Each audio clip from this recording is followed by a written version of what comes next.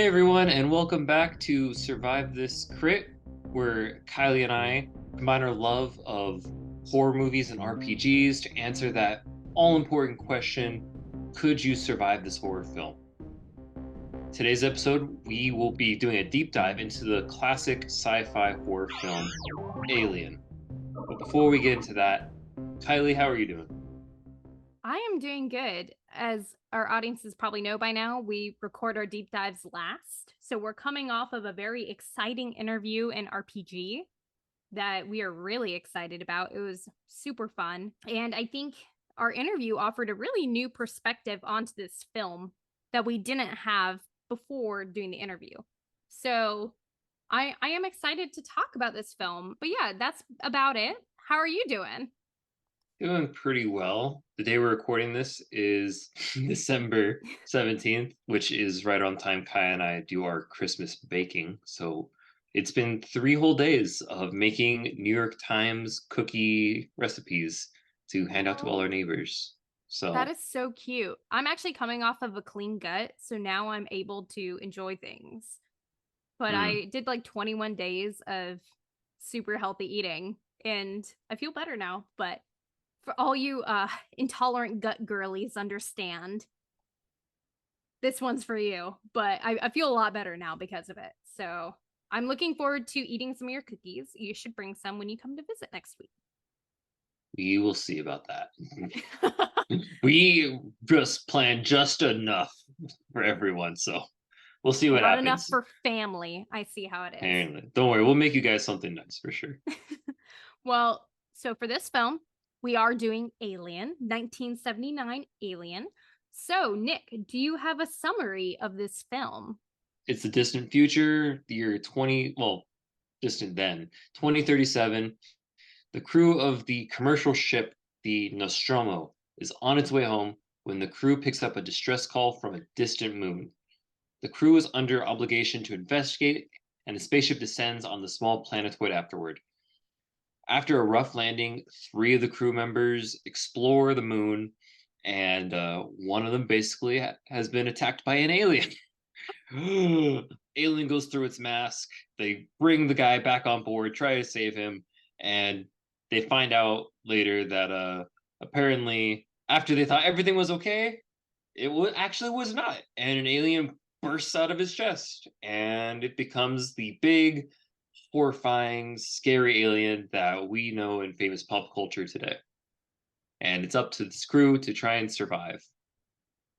And spoiler alert, most of them don't. True.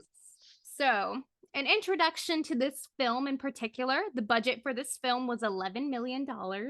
The gross was 104.95 million, and 81 million of that was domestic, so it was not quite as popular of an international film. It released May 25th, 1979, and the opening weekend was only 3.5 million. And considering that the budget was 11 million, that's a pretty slow opening weekend. So it is quite surprising that it did as well as it did, considering how slow of an opening it had. It did win quite a few of awards. It won an Academy Award in 1980 for Best Visual Effects. It won a Saturn Award for Best Director, Best Sci-Fi Film, and Best Supporting Actress, being Veronica Cartwright. It won BAFTAs for Best Sound and Production Design and a Hugo Award for Best Dramatic Presentation.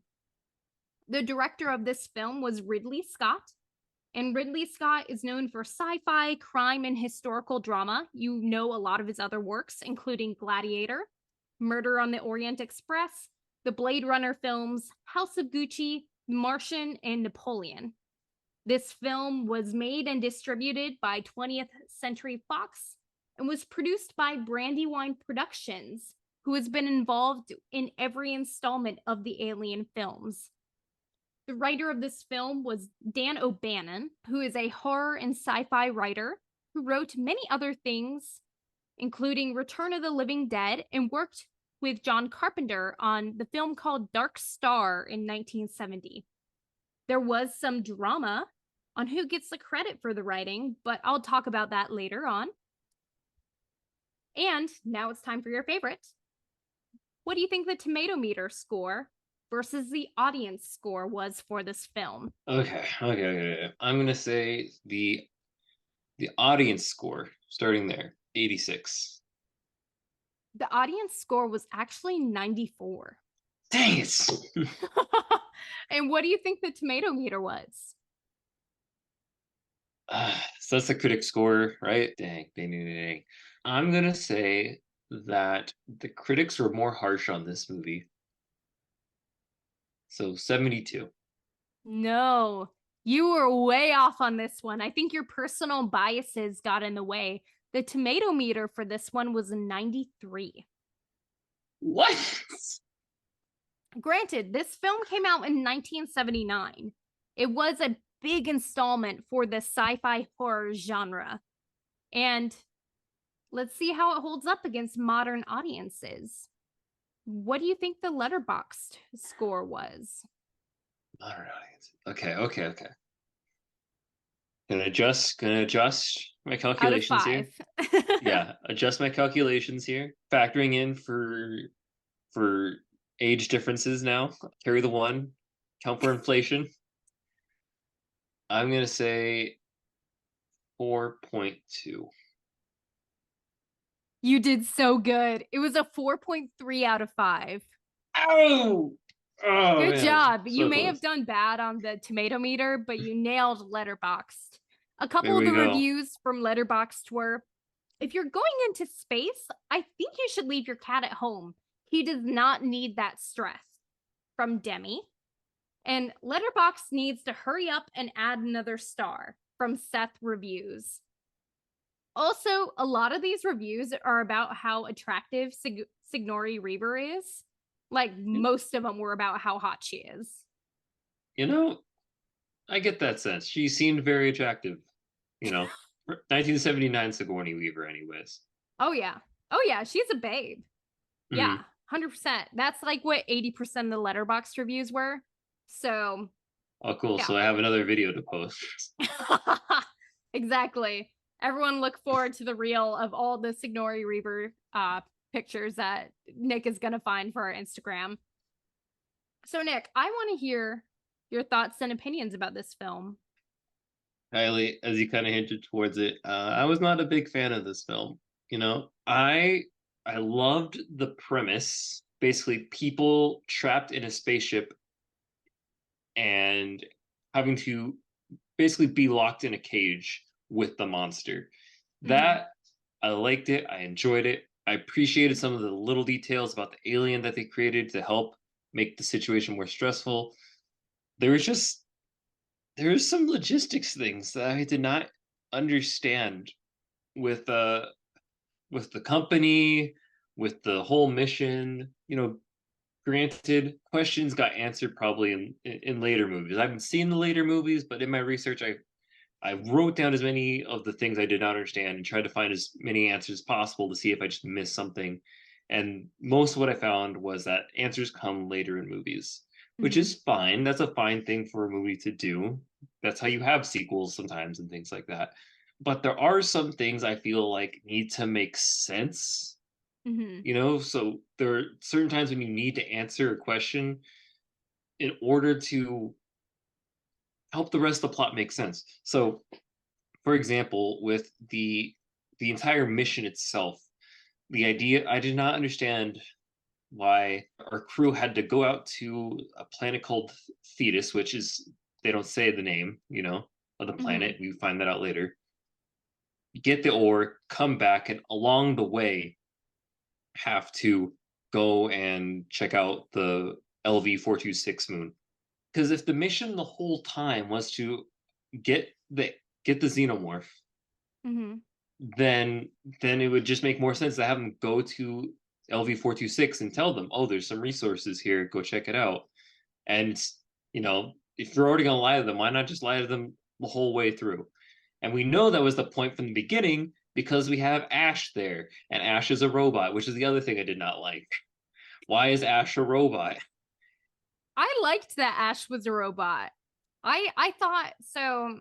I agree. Like, this was not my favorite film. I think a big part of it was, as we talked about with our guest, I really need a personal connection to the characters to be hooked into the story. And as our guest explained, I'm not going to spoil everything. Our guest gave a good reasoning for that, but I still, in the moment, needed more connection with the characters throughout the film. But I will say the last 25 minutes of the film had me hooked to my seat. And I was literally sitting there like, don't go in there. Don't go in there. Don't do it. Don't do it. And that's the first time in a long time that I've seen a horror film where I very actively was engaging with the screen. So if I could watch a 25-minute cut of it, of just the last 25 minutes, I think it would have been a better film for me, honestly. So, like, it was not my favorite, but I can appreciate the production design, and I just wish I knew the characters more. But I loved the last 25 minutes. And I Mhm. literally took a note of like, okay, from 25 minutes on, this is like where it got crazy. So yeah, like that was kind of my if with it. I guess because of my actor background, I just want to be able to connect with the characters. And I didn't feel like I had that. I even had a hard time telling who was who, similar to a similar issue that we had with Friday the 13th, where there were so many characters and they were basically all there to be killed off that we didn't really know anything about them. So we couldn't empathize with them being killed off.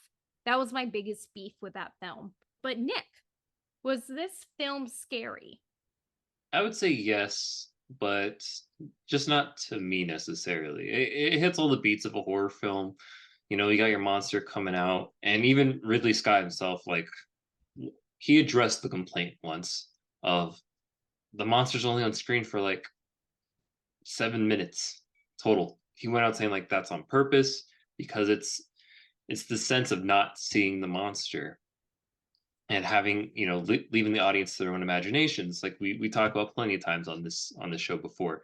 That helps create some of that horror.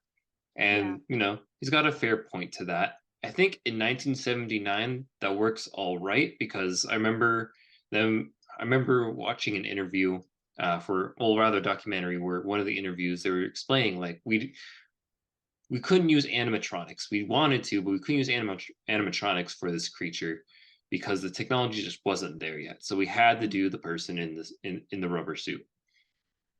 And with that in mind, I could understand why you want to keep the creature in the dark and keep screen time as low as possible. Because I've explained that I don't really like that trope, but I get Yeah. it. I get why you would do it. Later on, with today's technology, some CGI, some, ideally not too much CGI, but some better robotics. I think the creature could look a lot better. But in terms of, like you were saying, production, design, I love the ship. I love the look of the alien. I love how invincible it seemed. The idea that you can't shoot the alien because it Hmm. has acid blood. Like, I remember reading like that was a last minute change because they had to figure out like, okay, what are we gonna do so they can't just shoot it? Oh, let's put acid blood in it. It's like, It's so oh, brilliant. I do think that was a really, really smart choice. That they could have just exactly. pew pew it because it would burn their ship. Hmm. So there were some things I did like about this movie, but it was really hard to just get over the plot a bit because I was very confused. One thing that made it a little hard for me was I was a little too critical, because I remember writing down some questions here and I have some notes. And one of the first things that was kind of funny to me that I noticed, I saw one of the crew members take out a cigarette and just start smoking it in the lounge. And my first question, that was, is it safe to smoke in a spaceship?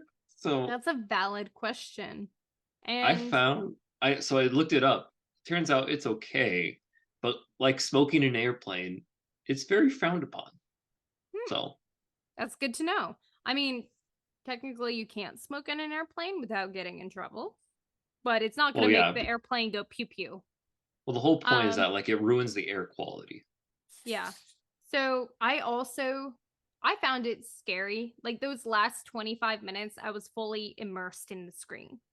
I really was immersed. It was beautiful those last 25 minutes. So I would say similar to you. Yes, it hits every point of being a traditional horror movie. Like, yes, I have my issues with it, but it is a genuine horror movie. And the fact that they were able to use the sci-fi genre to be a good horror film is something to be admired, that people still love this film 40 plus years later.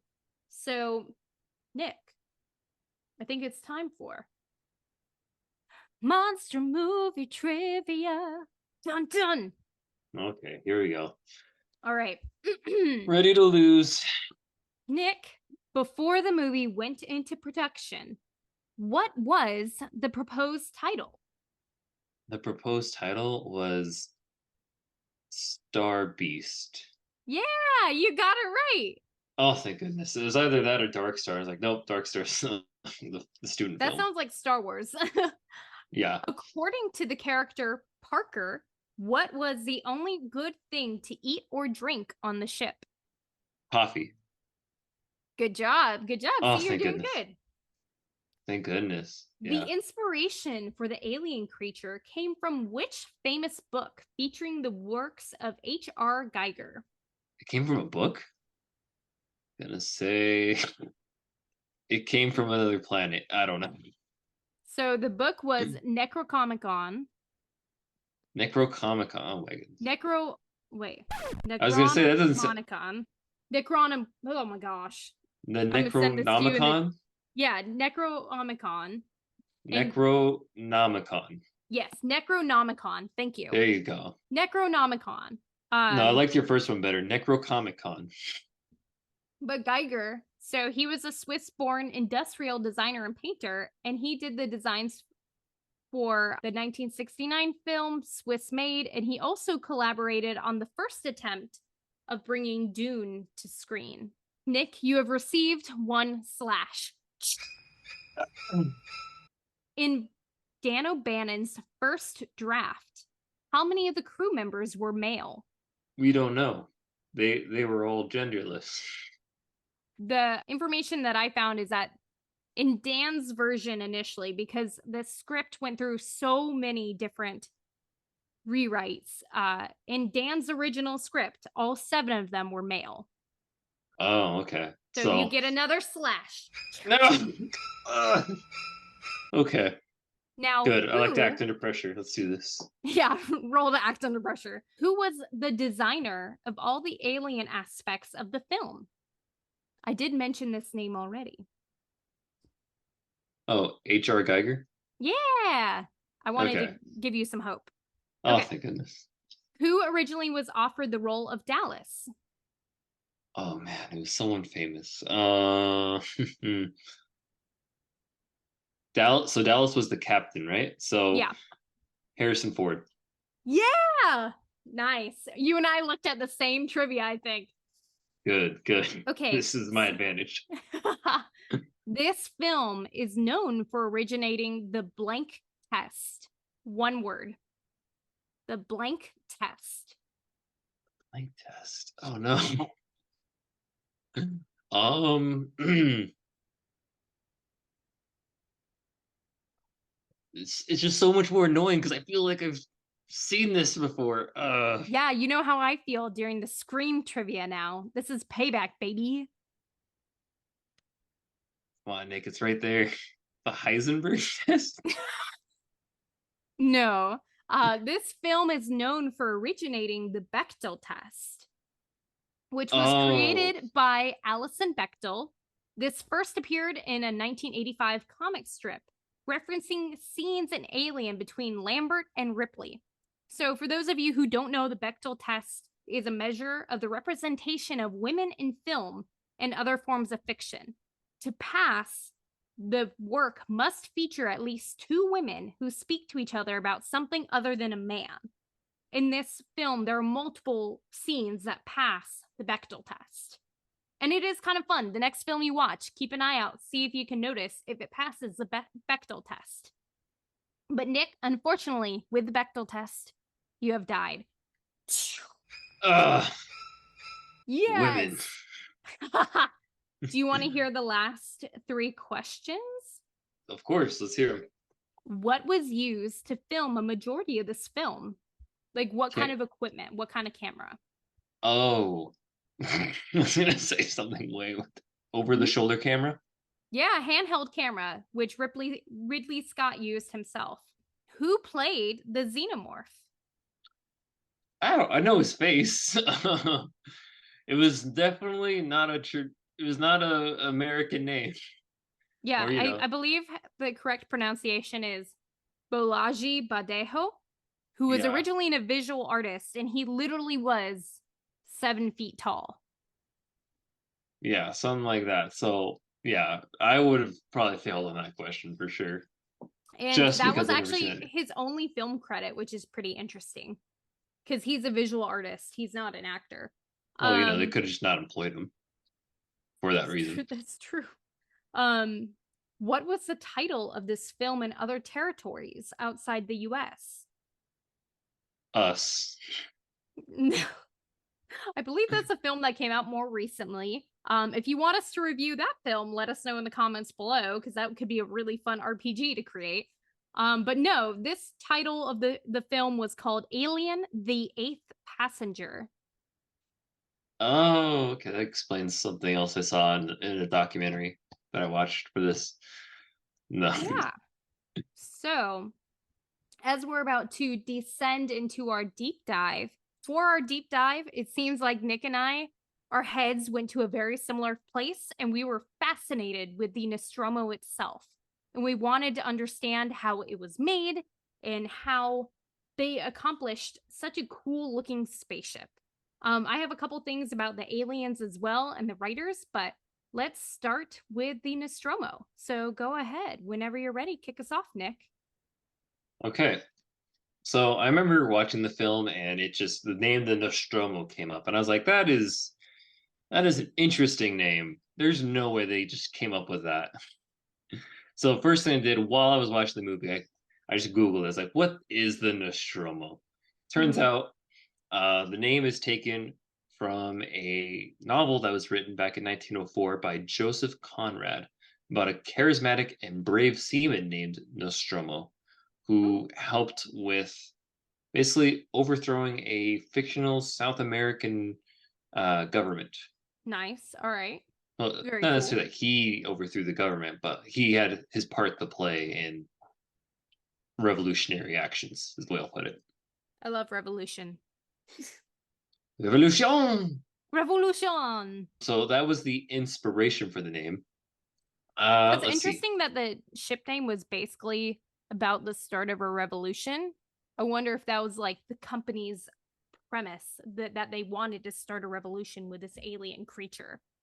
Well, I think most of it is part of it is because the whole idea of the film, as described by other people, is this is truckers in space, Mm-hmm. and the ship that Nostromo sails is actually so he gets hired by someone else in the book Mm-hmm. to basically haul a bunch of and I might be wrong here, so anyone can come in and correct me here, but he had to haul a bunch of gold on his ship from one place to another. Mm-hmm. So I think that's where the inspiration comes from. He's hauling precious gold. They're hauling 20 million tons of precious ore from another planet. Which, if you play Settlers of Catan, ore is very valuable. Yes, Kylie, thank you. That's all I had to offer there. what else can I say about it? So some fun facts about the set itself. Mhm. I thought was just it kind of made me chuckle a bit. It kind of made me think that maybe Ridley Scott's a little on the crazy side when it comes to filming. So one thing that I saw that Ridley Scott did, he always kept the set at 38 degrees apparently, Holy which I don't know how true that was, but basically people were passing out. Actors were passing out on set from time to time because of that. I have other reasons that actors were passing out. Do you want to hear those? Sure, let's take a break from here real quick and let's hear what you got. So, very similarly, like the working conditions for the actors were very unique because they did literally build the Nostromos on 3 different sound stages. They split up the levels of the ship onto 3 different stages at Shepperton Studios in England. But the parts that were like nauseating to the actors was one of them was the smoky haze that was generally in the vicinity. They Scott liked to use smoky haze as a color filter because here's a quote, it dimensionalizes depth and it can be used for changing lighting in scenes. And actors would say at the end of the day, they were so grimy because they were just covered in incense and smoke and beeswax. Because the smoky haze that they used was a bee puffer, like what you use to literally calm bees down. So they would just Ooh. have incense blown on set constantly. And the steam jets that would go off all the time were canisters that would literally blow CO2 through tubes, which would immediately suck all the oxygen out of the room. So you really couldn't shoot with it very long. And granted, like these are interesting conditions for actors, but Ridley Scott was in there with them. He was with the handheld for about 80% of the film, filming this all with them on this enclosed soundstage. As you notice in a lot of the shots, they filmed the ceiling. Like it's an entirely enclosed little spaceship that they built. Yeah. So, Well, to piggyback off of that, you want to hear something mental that Ridley did? So yeah.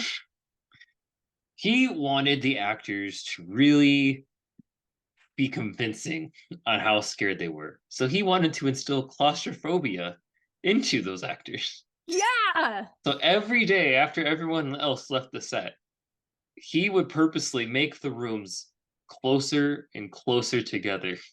So that way they all felt claustrophobic the next day.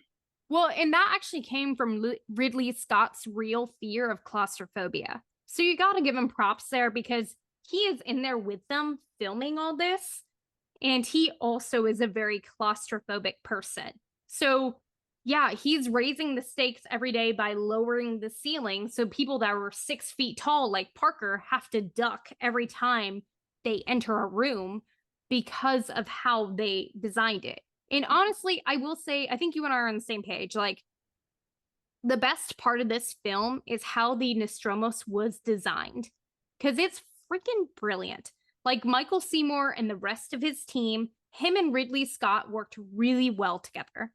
And they actually had a history working together on commercials and stuff, but they did like have lightning in a bottle in regards to the production design because they built something really beautiful.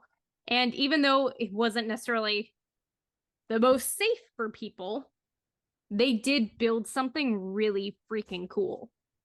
Oh yeah. And do you know the story of how the actual the final decision of how the Nostromo would look and feel? Do you know how the story behind that? Refresh my memory because I may have something on it, but I want to hear what you have. Okay, so the story's it's kind of funny to me a little bit. So basically there were two guys in charge of all the conceptual art for the Nostromo. It was Mm-hmm. Ron Cobb and Chris Foss. Now, Chris Foss was in charge of conceptual art for the exterior, while Ron Cobb was in charge of the interior.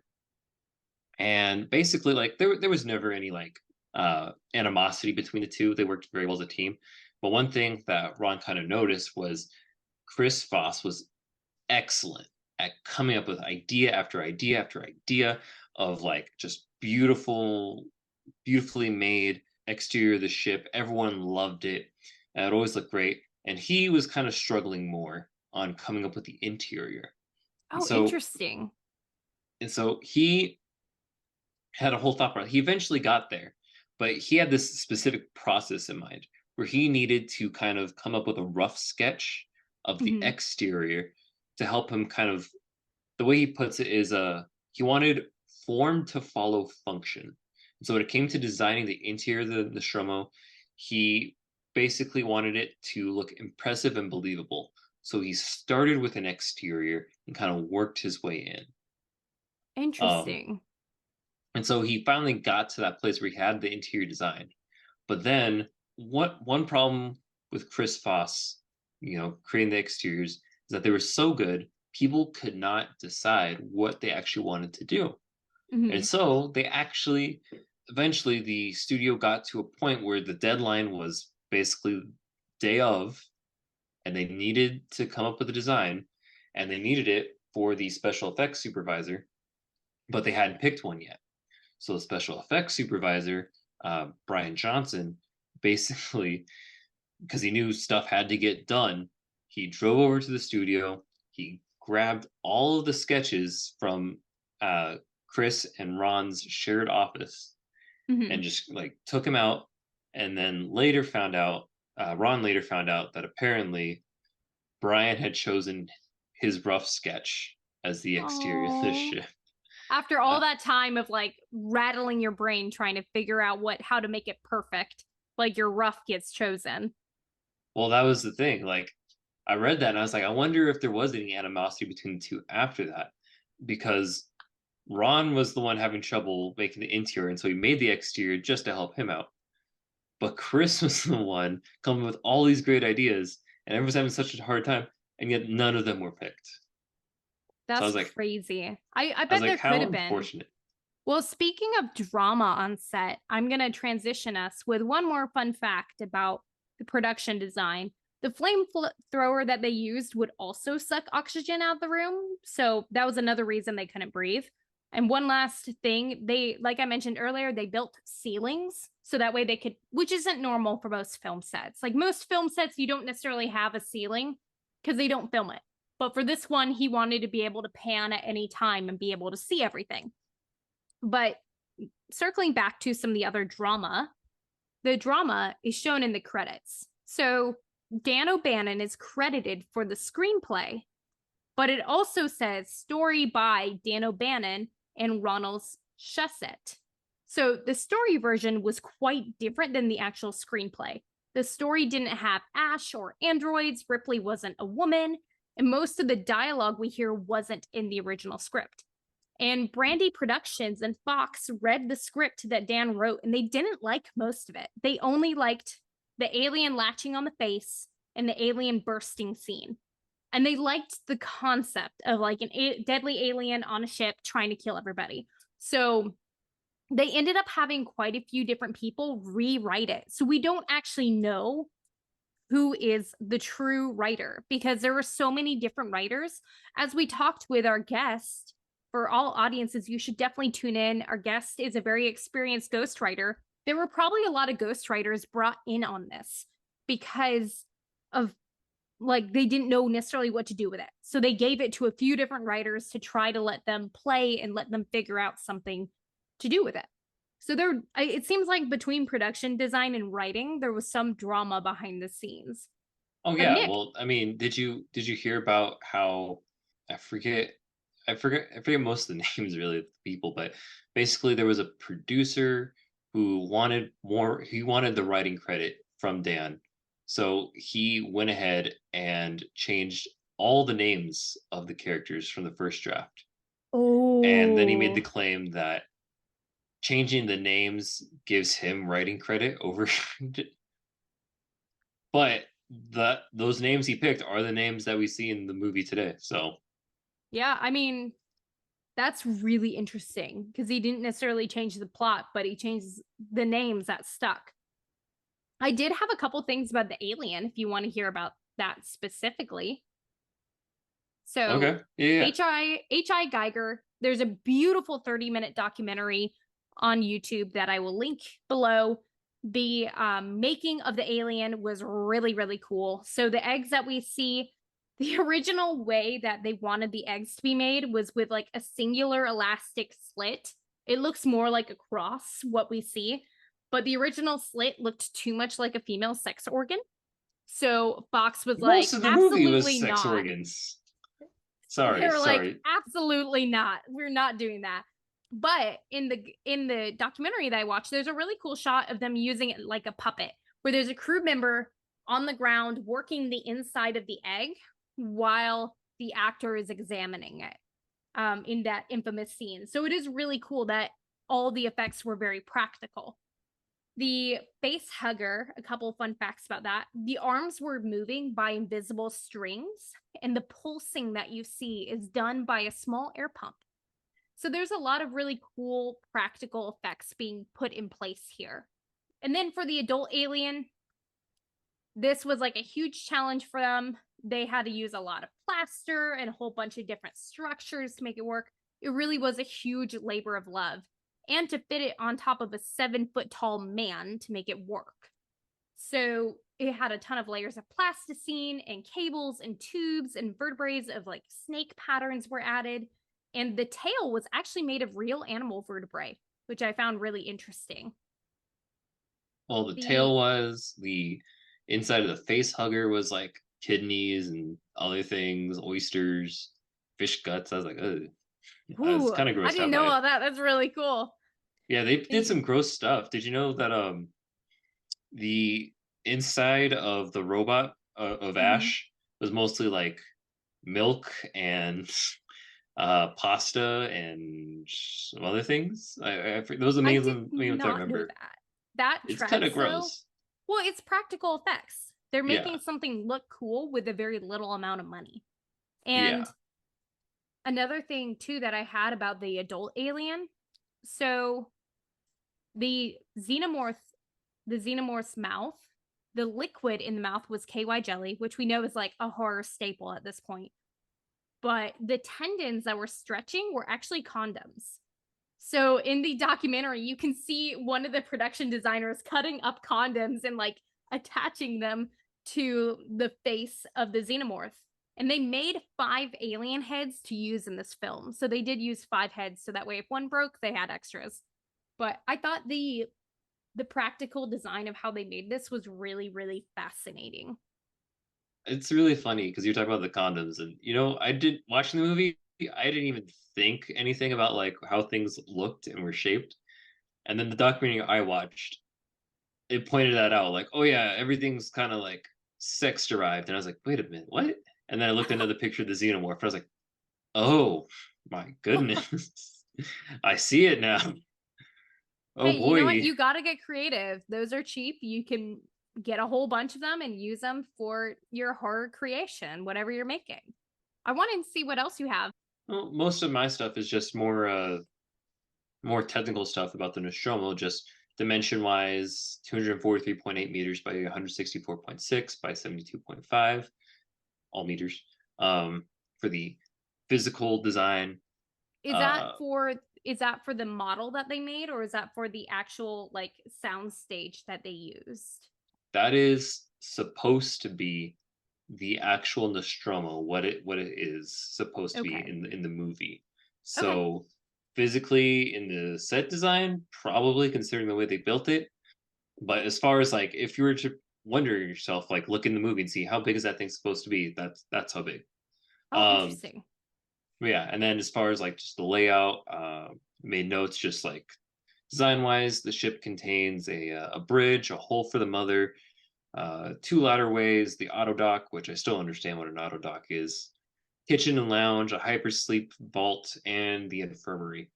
And then the one part that was interesting to me was the use of a self-destruct system that had a nuclear core, which Hmm. for anyone who doesn't understand how that worked in the movie, apparently it was a nuclear core where the reactor basically would shut off when you press the button, and then you basically had 5 minutes to change your mind.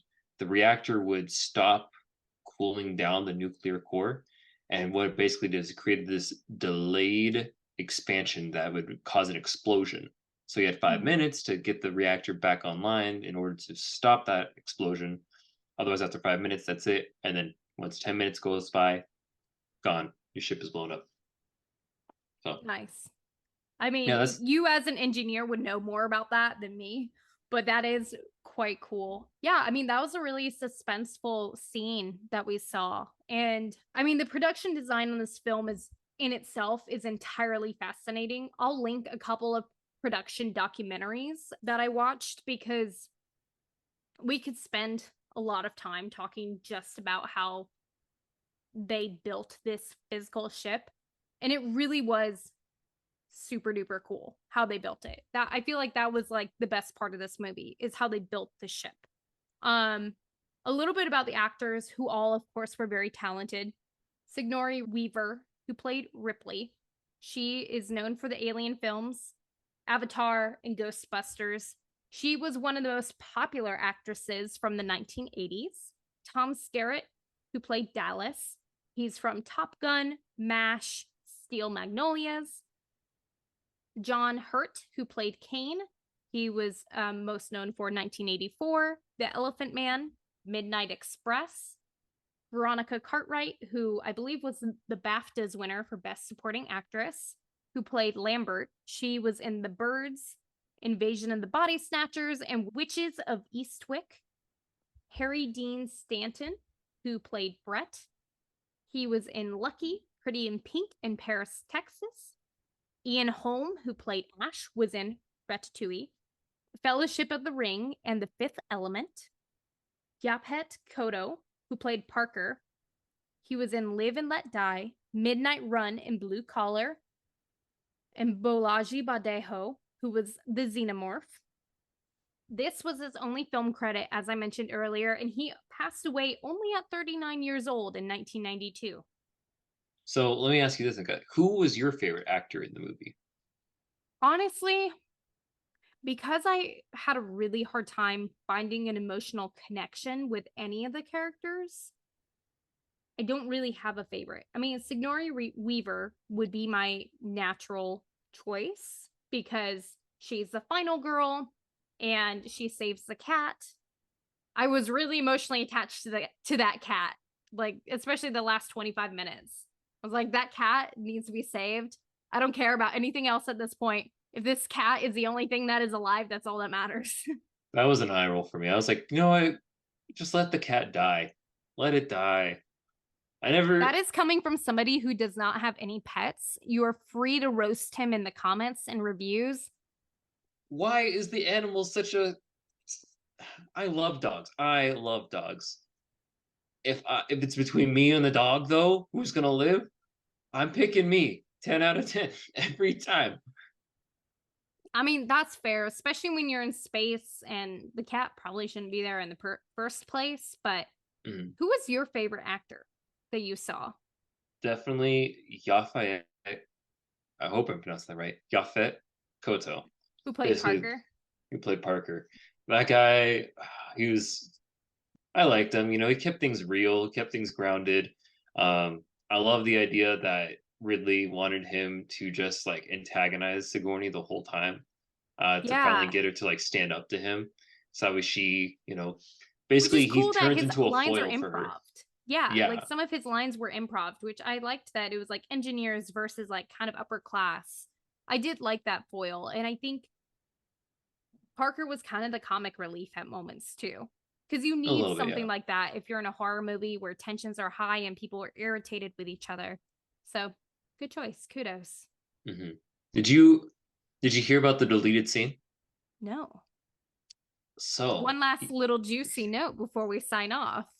So a lot of what we were talking about was the pacing of the film. And Mm. personally, I kind of agree with Ridley, which is like, although I didn't necessarily like the pacing had to kind of happen this way. This deleted scene basically was Sigourney as she's trying to exit the Nostromo and get to the Narcissus, the escape shuttle. Hmm. She's making her way through, and along her way, she finds Dallas cocooned to a wall, and you just see Ooh. like his head and his legs, and she basically has a little discussion with him and then comes to the conclusion that there's no way to help him whatsoever, and so she offs him with a flamethrower. Dang. I wish they had kept that because I feel like that would have added more to her character But also, like, that's the thing, we've been talking a lot about pacing, and it would have and slowed things down. I think you're it, right. that's what was discussed a lot between the actors and Ridley. It was like, this ruins the pacing of her escape. It Yeah. kind of halts that momentum that they had built. So um That's an interesting scene, though. I do wish, for variety's sake, they could have kept it like an extended cut to watch, but mhm. I understand that. Well, it's So, available on YouTube, so all you can right. watch it there. It's available on YouTube. So, on that note, thank you so much for joining us on this deep dive of Alien, the 1979 film. If you enjoyed this film, please let us know in the comments or giving us a like and a review. We would very deeply appreciate it. And if you want to be a part of our RPGs, make sure to comment what film you'd like to see, your character name, and if you're a fight, flight, or freeze.